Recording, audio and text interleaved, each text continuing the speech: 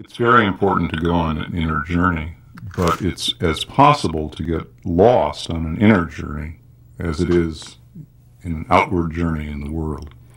So what we try to do in the Courage to Teach retreats is to create a form of community in which people can go inward. They can go inward through reflecting on poetry or stories from some of the great spiritual traditions that raise critical questions about our lives.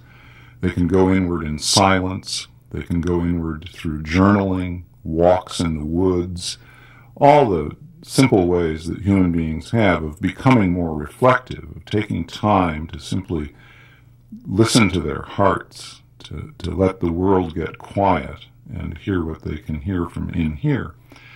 But it's very important to come out of that solitude into a community that's willing to hear what you think you have learned.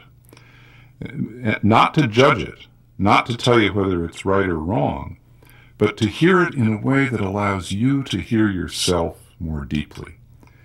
One of the things that I always say to retreat groups is that we have a strange conceit in Western culture, which is that just because we've said something, we think we know what we've said.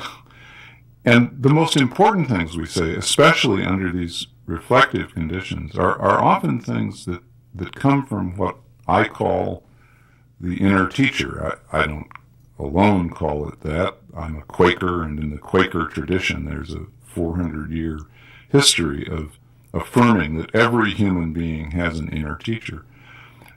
When the inner teacher speaks through my mouth, it may take me years to understand what I've just said and what its implications are for my life.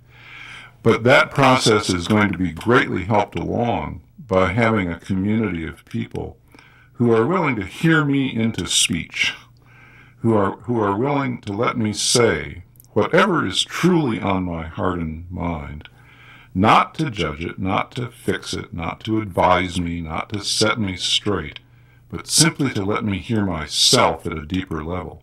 And that's a very special form of community. I think it's a community that most people have hardly any experience with, if at all, because it's a community that engages you, but it doesn't engage you with fixes or saves.